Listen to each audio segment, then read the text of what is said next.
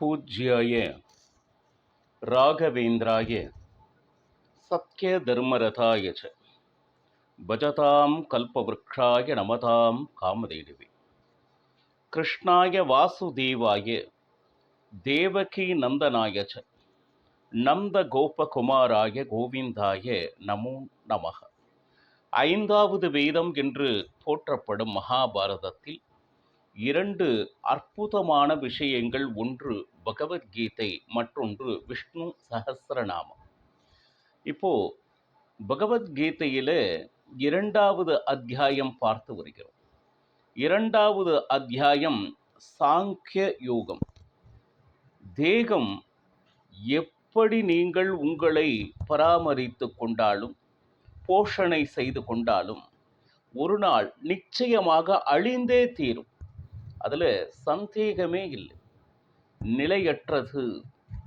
ஆனால் இந்த தேகத்தை இயக்கிக் கொண்டிருக்கக்கூடிய ஆத்மா என்றுமே நிரந்தரமானது, நித்தியமானது, அழியாதது.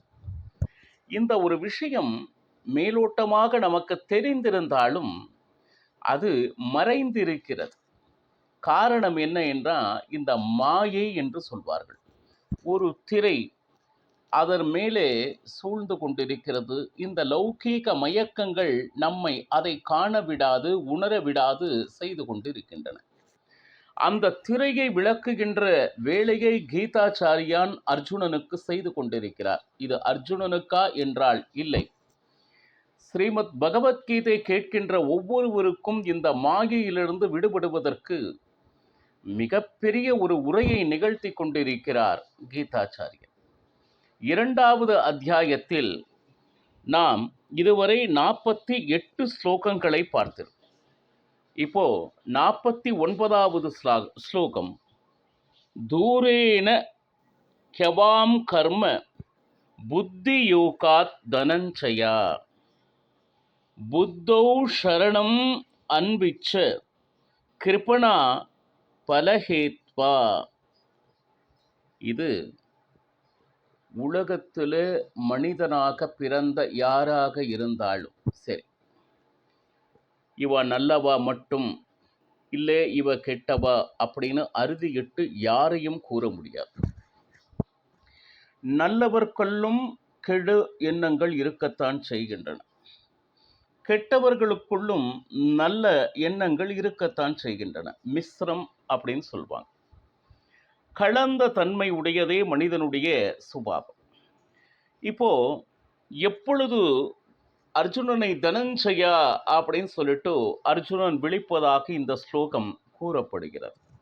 இதுல என்னன்னா, எப்பொழுது அவனையே நம்பி என் வாழ்க்கையை அவனுக்கு அர்ப்பணம் செய்கிறேன் என்கின்ற ஒரு நிலையில் ஒரு பக்தன் வரும் பொழுது, சரி, இதுவரை அவனுடைய வாழ்க்கையில் நல்ல மற்றும் கெட்ட செயல்களை புரிந்து வருகிறான் இல்லையா?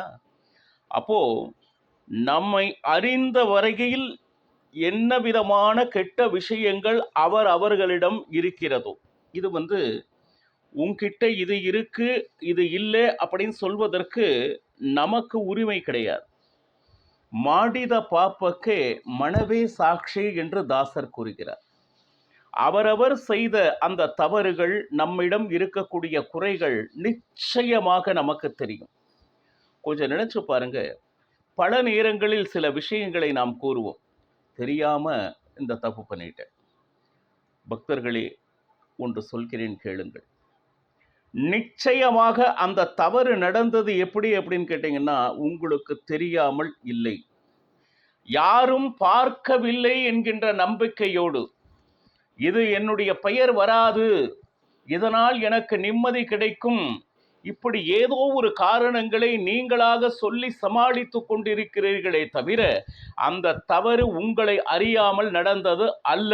முதலில் அதை நீங்க யாரை நம்ப வைக்க முயற்சித்து கொண்டிருக்கிறீர்கள்? யாரும் பார்க்கவில்லை என்று கூறும் பொழுது இறைவன் ஒருவன் நம்மை பார்த்து கொண்டே இருக்கிறான் என்கின்ற எண்ணத்தை, அதுதான் நான் ஆரம்பத்தில் சொன்ன போது அந்த மாயை மூடி இருக்கிறது. நான் செய்யும் நல்ல விஷயங்களையும் சரி, கெட்ட விஷயங்களையும் சரி, இருபுறமும் இருந்து அஸ்து தேவதைகள் கண்காணித்து வருகின்றனர். சிலருக்கு பாருங்க, எவ்வளவோ நான் நல்லது செஞ்சும் எனக்கு அங்கீகாரமே கிடைக்கவில்லை என்கின்ற ஒரு குறை மனதில் எழும். நீங்கள் செய்கின்ற ஒவ்வொரு நல்ல காரியமும் பதிந்து கொண்டிருக்கிறது பக்தர்களே. இறைவனுக்கு மட்டும் அது தெரிந்தால் போதும். இடது கை கொடுப்பது வலது கைக்கு அறியும் முன்னே அந்த தானத்தை செய்துவிட வேண்டும் என்றெல்லாம் புராணம் கூறுகிறது. நீங்கள் எப்பொழுது உங்கள் கைகளிலிருந்து ஒரு விஷயத்தை, நல்ல விஷயத்தை செய்கிறீர்களோ அதற்கு பெயரே கிருஷ்ணார்ப்பணமஸ்து. இனிமேல் அந்த வஸ்துவுக்கும் அதன் மூலமாக நடக்கின்ற எந்த செய்கைக்கும் உங்களுக்கும் சம்பந்தம் இல்லை. ஏன்னா பகவான் கிருஷ்ணனுக்கு அர்ப்பணை செய்தாகிவிட்டது. அதுக்கப்புறம் அது என்ன நடந்தது, எப்படி, அது இறைவன் பார்த்துக்கொள்வார். அப்போ ஏன்னா இது போய் சேர்ந்துட்டா, என்னுடைய பெயர் சொன்னாங்களா, பெரிய அளவுக்கு அந்த இடத்தில் எழுதி இருக்கிறார்களா, அது என்னன்னா அந்த வஸ்து மேல் இருக்கக்கூடிய அந்த பிரீத்தியை இன்னும் விடாமல் இருப்பது. என்னுடைய பெயர் வருகிறதா, அதனால தான் 2 விஷயத்தை சொன்னாங்க. என்னது? காமிய கர்மம் அப்படின்னு ஒன்று, நிஷ்காம கர்மம் அப்படின்னு 2. ஒன்றை எதிர்பார்த்து இறைவனுக்கு செய்வதெல்லாம் காமிய கர்மம். எனக்கு மட்டும் கல்யாணம் ஆயிடுத்துன்னா சரி, நான் ஒரு நாள் உனக்கு அபிஷேகம் செய்கிறேன் அப்படின்னு சொல்லிட்டு ஒன்றை உத்தேசித்து இறைவனுக்கு இதை செய்கிறேன். இதை பார்க்க போனா நிச்சயமாக ஒரு வியாபாரமே. எனக்கு கல்யாணம் நீ பண்ணி வச்சனா உனக்கு அபிஷேகம். அபிஷேகத்தை இறைவன் கேட்டாரா? இல்லை. நான் செய்யவில்லை என்றால் அவனுக்கு அபிஷேகம் நடக்காமல் இருந்து விடுமா? இல்லை. அப்போ உன்னுடைய கருணையால் எப்படியாவது எனக்கு திருமணம் ஆக வேண்டும் என்பதுதானே சரியாக இருக்கும். நான் இதை தருகிறேன், எனக்கு இதை தா என்றால் அது வியாபாரம். வெளியில் நடக்கக்கூடிய அந்த வியாபார யுக்திகளை இறைவனிடமும் நான் பயன்படுத்தினால் நாம் நிஜமான பக்தர்களா? கொஞ்சம் பாருங்க. பார்க்க போனா ஆரம்பத்தில் சங்கல்பத்திலே சொல்வாங்க, என்ன? க்ஷேம ஸ்தைரிய வீரிய விஜய ஆயுர் ஆரோக்கிய.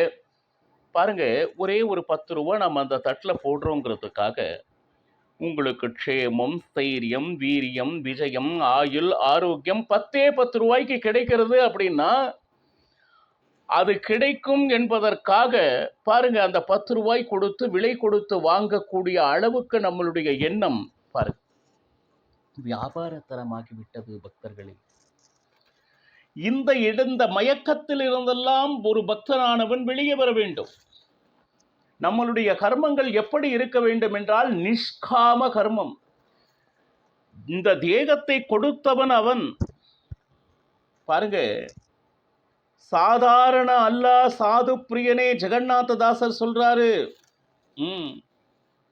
இந்த தேகத்தை வைத்துக் கொண்டுதான் சாதனையை செய்ய முடியும். வேற எந்த பிராணி பட்சிகளும் இறைவனை நோக்கிய பயணத்தை, அந்த யோகத்தை அறிந்து கொள்ளவே முடியாது. நாம் அறிந்து கொள்ள முடிந்த போதிலும் அதற்கு உண்டான முயற்சியை எடுப்பதில்லை. அப்போ நம்மளுடைய கர்மங்கள் நிஷ்காம கர்மம்.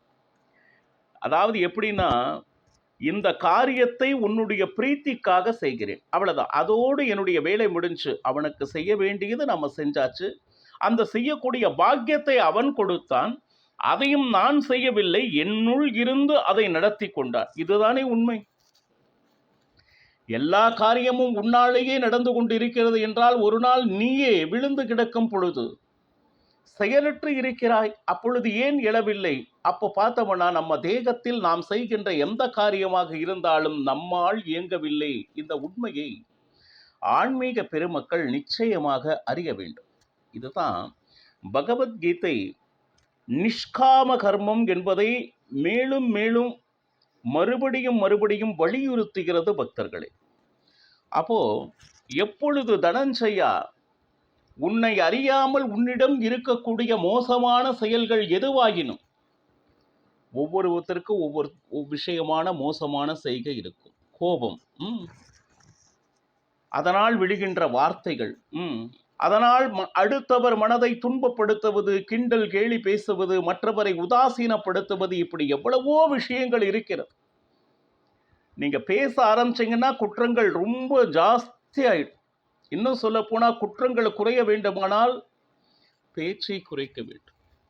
லௌகீக பேச்சுக்களை, பகவானுடைய மகிமையை சொல்லும் போது ஓஹோ பேசுவதை குறைக்க வேண்டும் என்று சொல்லி இருக்கிறார் அப்படின்னு சொல்லிட்டு இனிமேல் பகவானுடைய மகிமையும் நாம் குறைத்தே சொல்லலாம். ஆஹா, தவறு.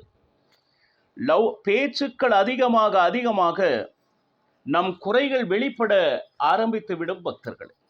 அப்போ நம்மை அறியாமல் நம்முள் இருக்கக்கூடிய அந்த துர்குணங்களை அதை விடுத்து சதா சர்வ காலமும் அவனே கதி, அவன் மேல் கொண்ட பக்தி, அந்த பக்தர்களுக்கு செய்யும் தொண்டு பாருங்க, இதையே தன்னுடைய வாழ்க்கை என எவன் ஒருவன் கொள்கிறானோ, எனக்கு இந்த உலகத்தில் வேறு எதுவும் தேவையில்லை அவனை சரண் அடைவதை தவிர, சரணாகதி என்பது அவன் ஒருவனே அப்படின்னு சொல்லிட்டு பகவான் கிருஷ்ணனே பக்தர்களுக்கு எப்பொழுதுமே சரணாகதி அடைந்து விட்டால் உன்னை நான் பார்த்து கொள்கிறேன். தாசர் ஆராதனை நேற்று எவ்வளவு விமர்சையா எத்தனை இடத்துல நடந்தது. 33 வயது வரையிலும் மிகப்பெரிய செல்வந்தனாக இருந்தவர் புரந்தரதாசர். திடீரென்று ஒரே ஒரு நாள் ஏற்பட்ட மனமாற்றம். அந்த மனமாற்றம் யாரால் அப்படின்னா 6 மாத காலமாக பகவானே சாட்சாத்தாகி பிரம்மதேவனை குழந்தையாக்கி கொண்டு அந்த குழந்தைக்கு உபநயனம் செய்ய வேண்டி 6 மாத காலங்கள் சீனப்ப நாயக்கனை தேடி தேடி தேடி வந்திருக்கிறார்னா கொஞ்சம் நினைச்சு பாருங்க, எப்பேற்பட்ட நாரத அம்சர் சீனப்ப நாயக்கன்.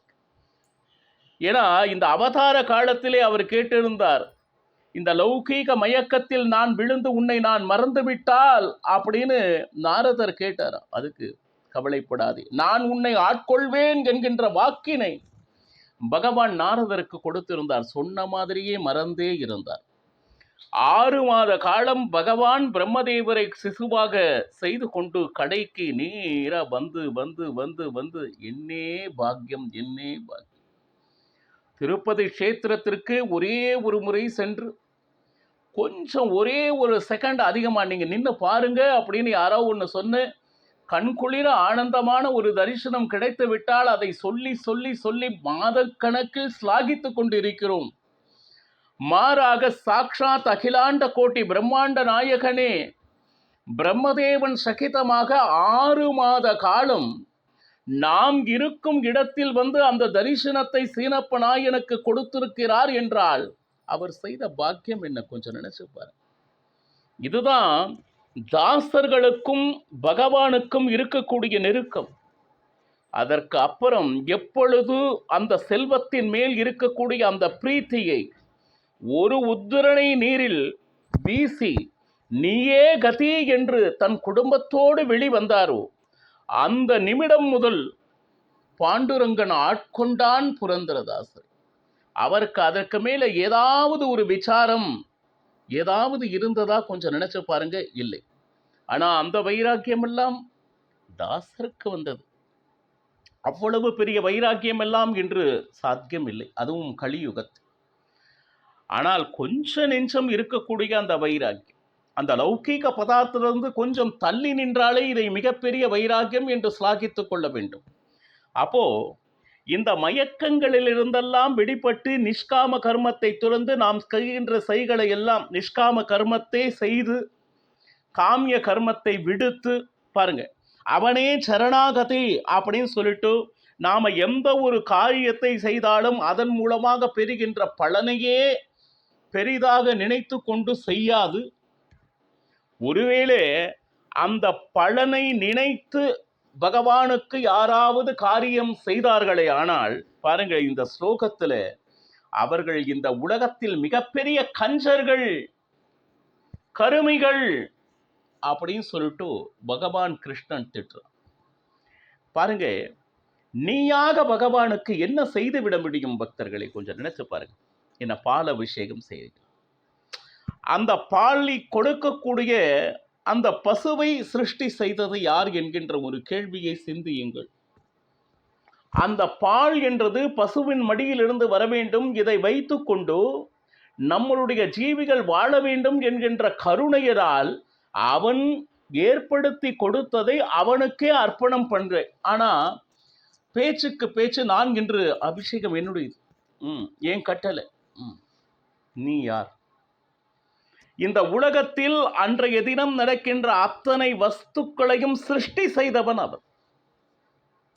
ஏதோ கையில் சில நாணயங்களை வைத்துக்கொண்டு இது என்னுடையது, இது என்னுடைய கட்டளை, என்னுடைய பெயரை எழுதுங்கள், பெரிதாக எழுதுங்கள், அதை நீங்கள் ஏன் சொல்லவில்லை? ரொம்ப தவறான ஒரு விஷயம். ஏன்னா இவை அனைத்தும் என்னை காரணி ஆக்கி என்னுள் உருந்து நடத்தி கொண்டிருப்பவன் அவன் என்கின்ற எண்ணத்தை தயவு செய்து விதைத்துக் கொள்ளுங்கள் பக்தர்களே. பாருங்க, இந்த ஸ்லோகம் மூலமாக தெரிவது என்னன்னா, நம்ம கிட்டே இருக்கக்கூடிய, நம்மை அறியாமல் இருக்கக்கூடிய கெட்ட எண்ணங்களை விடுத்து, சரி அவனே சரணாகதி என்று எண்ணி இது செய்தால் இது கிடைக்கும் என்கின்ற எண்ணம் கஞ்சர்களுக்கு வரும். ஆனால் அப்படி நமக்கும் வந்து கொண்டிருந்தால் அந்த எண்ணத்திலிருந்து நம்மை விடுவித்து கொண்டு நிஷ்காம கர்மப்படி பகவானை நீங்கள் சரணாகதி அடைய வேண்டும் என்கின்ற ஒரு விஷயத்தை பகவான் கிருஷ்ணர் ஆணித்தரமாக அர்ஜுனனுக்கு கூறிக்கொண்டிருக்கிறார். நாளையும் பருகலாம். சர்வம் ஸ்ரீ கிருஷ்ணார்ப்பணமஸ்து. ஹரே ஸ்ரீனிவாசா.